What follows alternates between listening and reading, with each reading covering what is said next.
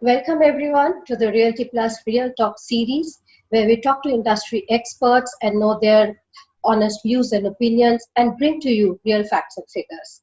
Today we have with us a TEDx speaker, a corporate leader, a professional who has been in real estate sector for 3 decades now. It's a pleasure to welcome Dr. Ananta Singh Raghuvanshi, who's a Senior Executive Director at Experion Developers. Welcome, Dr. Raghuvanshi. Thank you so much, Sapna. It's lovely starting my Monday morning with you. Yes. And I think it's so beautiful that all of us industry people are getting more and more connected during this COVID lockdown. True, that is true. Ms. Raghuvanshi, starting the conversation, there was recently a government of India's revised FDI policy which came out. It says that any entity from neighboring countries which are sharing border with India would have to get approval from the government for investments in Indian companies. So most see it as probably dissuading the Chinese opportunistic, investments in Indian companies. But how do you see this move impacting FDI and NRI investments in Indian real estate? So to be very honest with you, Sapna, as you would be knowing, India has land borders with 7 countries. Right. That's about 15,200 kilometers. And in the northwest, we have Afghanistan and Pakistan, which doesn't change much for us in our industry, at least. Right. In the north, we've got Bhutan, Nepal, and China. And, on the other side, in the northeast side, we've got Myanmar. And east, we've also got Bangladesh. So these are basically the 7 countries with whom we are sharing land borders, and our water borders, which is about 7,516 kilometers, Right. is with Sri Lanka and Maldives. So to be very honest with you, as far as NRIs are concerned, NRI investments will definitely go to an all-time high. It doesn't affect or impact this decision in any way.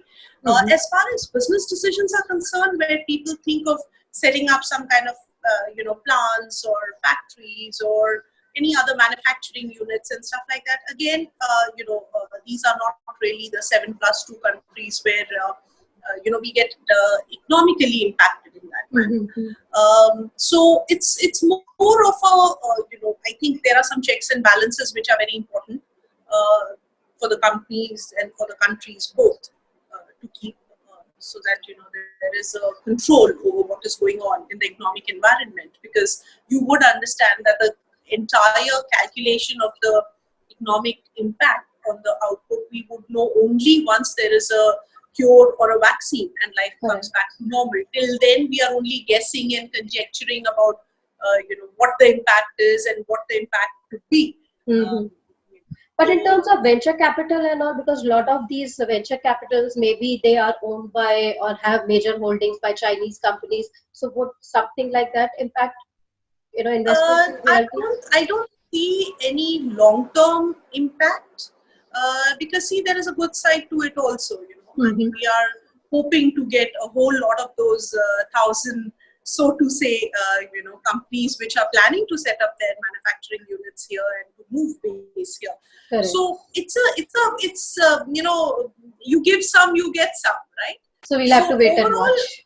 Yeah. Overall, I'm extremely optimistic, and I genuinely feel that once all this is behind us, I think there would be a huge exodus, in fact, of NRI funds coming in because everybody would want not to put all their eggs in one basket. Right. People would definitely wish to have similar or better setups back home in their mother country. Right. Also, now that we have experienced this. So do you also see investors, because obviously, as you said, COVID-19 has hit us and it has hit all the industries. So there has been a lot of volatility in financial markets as well. Do you see investors now preferring real estate investments over financial assets in short term at least? 100% Sapna, because it's the only stable, reliable investment. It's the only stable, reliable investment where you have the opportunity to see appreciation. whether it's slow or it's fast. But at least there is hope for appreciation, and Right. capital protection is there. Plus, you have a tangible asset. But most importantly, you make your family secure. In insecure times, the only thing you think about is your loved ones. Right. Supposing you were to get sick, and what would happen to your parents or your children or your spouse. In our society, a whole lot of them are homemakers. Don't forget that. Right. So the first thing I think that every bread earner would be thinking is, how do I make my family secure? And multiplying money is not even in anybody's mind. It's more about, like you said, last time when we were talking, that this is the year for us to stay alive. Similarly, Correct. this is also the year for us to build assets and build security, and build cushions for our family, you know if that is possible. And also, I think too much of inconvenience has also been seen by a lot of people in the landlord tenant relationships, Right. whether it is residential or retail or commercial, because when things go bad, everybody sees from their viewpoint. Mm-hmm. I mean, that's human nature, you can't change it. And a lot of people plan their forward expenses also based on what is coming to them. So I think more and more people will want कि भी छोटा छोटा घर ही हो लेकिन अपना घर Mm-hmm. बना लो, Okay. ये टेंशन नहीं हो कि हम लॉकडाउन है और हमारा फ्यूचर क्या है. Yes, many people are saying that now, that newfound love for my home has come with COVID, and even Exactly. millennials are now thinking Small on place, those lines. big place, yes. Correct. Yes. But looking at from developers' end, there is liquidity deficit, there is high cost of capital. So how do you see, what is the sentiment in the industry? Are developers now going to focus on cash flow rather than profitability to offload their inventories? What would be their, strategy at this See, point of time? cash flow is definitely very important and a big priority from a sustenance point of view for everybody. Because आपके खर्चे हो रहे हैं तो आपकी income आनी जरूरी हो Right. जाती है. Otherwise, you become a sick entity any Right. which way. However, everybody who is in this business is in this business for profit. अगर आप profit ही नहीं बनाएंगे तो you are wasting a whole decade for one project, because every project has a 10-year life cycle from the time you invest in the land till the time you get your approvals, you do your planning, Mhm. and then you sell it, you start building it, and all the stress and compliances and approvals related to it. So personally, Sapna, if you're giving 10 years of your life and the lives of all your team members to a project, and आपने profit भी नहीं बनाया, आपने पैसा भी नहीं बनाया, तो आपने किया क्या? You know. So profit is very, very important, and that's the end goal. चाहे कम हो, चाहे ज़्यादा हो. But I mean, नाम भी बनाना होता है, लेकिन पैसे भी बनाने होते हैं जिंदगी में. Both are Right. equally important. Yeah. Because Mr. Nitin Gadkari recently said, "Sell at no profit, no Yes. loss." So Yes. one of his is Well, exactly. the the government can do that, no profit, no loss, undoubtedly. But developers, I don't think so. I can't even think of one who can actually take a stand like this, that no profit, no Even in case loss. of over leveraged developers who are actually now stuck with inventories and projects, ready to move projects. So what would you say should be the strategy of developers now, to increase volumes of sales, absorptions of their inventories? Right. So, see, Sapna, sale is broken into three parts, right? There's pre-sales, there's sales, and then there is post-sales, right? It's one piece, it's one basket. Now, if you want to increase sales, it's so important that first and foremost, the convenience of pre-sales is there. Today, sitting in our house also, there's a lot that we would shop if it's convenient for us to do that. Let's True. be honest, right? True. So convenience is very important in the pre-sales piece. In the pre-sales piece also, it becomes important to have that personal connect and contact. And in times of social distancing, it would slow down a little bit, and there would be some restrictions definitely, and some worries and concerns also. So that's the pre-sales piece. As far as sales is concerned, if it's properly digitized, if payment gateways are available, if application forms can be handled online, agreements can be handled, registrations can be handled, documentation related to possession or rentals and things like that can be handled conveniently. All that would ease it for the buyer. And then is the post-sales piece, where I think already there's a huge amount of digitization, because the net is being used to pay your maintenance bills, your electric bills. At the press of a button, all that is happening. Similarly, complaint mechanisms are already in place. So I think the focus has to be in understanding your customer, where your customer is, and what they want from you in terms of both product as well as payment terms, as well as ease of doing the transaction. Correct. Ease of transaction becomes very important. Plus, the direct connection with the buyer also, I think, in the times would increase, because the more layers connect, the more the channels involved, the slower the decision making will be. Is what I feel.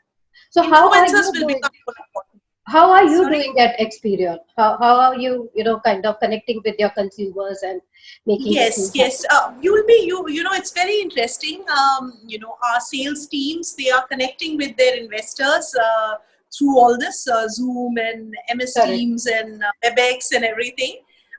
So each one of them is having their meetings with their investors in a very relaxed, very comfortable manner. There's a huge amount of old database available to us, where we are doing our lost order analysis regularly. Plus, we are trying to convert. And luckily, I can say that we have, in spite of the lockdown, sold some properties. Of course, we would like to sell much more always. There's no Yeah. end to desires. But yes, we have sold properties even during lockdown, which is a very That's a happy positive situation sign to for the be in. entire sector, I Yes, believe. If everyone the can brand make is very something strong. happen. Yeah. Yes, we are debt free. The brand is very strong. Plus, our products mostly are ready. And wherever there's a ready to move in product, there the investor is quite comfortable and at peace, because there are no risks involved and no worries involved for them. Mm-hmm. Correct. No hidden So I surprises. think, we are in the right place at the right time is all that I can say. Fantastic. And Experion anyway stands for positive attitude. Yeah, of course. And you also, have, give us so much positive vibes, Ananta ji. Thank you. Uh, Thank you. Lastly, doing some crystal gazing, how do you see sales and marketing changing in post-COVID scenario? Because social distancing is not going to go away very soon. So what is the kind of changes that you see will emerge in sales processes for real estate developers? So, Sapna, it is a very capital intensive purchase. It's a very sentimental purchase. It's the most expensive thing that a person buys in their lifetime. And it's a very difficult decision that people take. So, even though there is social distancing with precautions, I think people will need to meet physically, and Mhm. also to definitely, undoubtedly, see what they are buying in Mhm. today's times. So while if earlier people were, let's say, seeing a property 6 times and showing it to every single relative and friend and opinion leader, today that may not be the case. But definitely interactions have to happen. Mhm. That cannot go away anywhere. If it slows down closures, if it delays closures, so be it. But interactions will happen. Um, but most of the query handling and most of the servicing of information, to and fro of objection handling, all that can comfortably happen like this. I mean, it's Correct. like I feel I'm sitting in your house. I'm so comfortable having Correct. this conversation with you, and Correct. likewise, I'm sure with you. Yes, of course. Right? So which means you're saying a lot of pre-sales would now happen probably digitally. Part of sales might Yeah. also happen digitally, and post-sales and the final sales, yes, would still be interaction, personal interactions. Yes. Probably a Yes. frequency More. might decrease for the personal interactions between the sales team and the Yeah. buyer.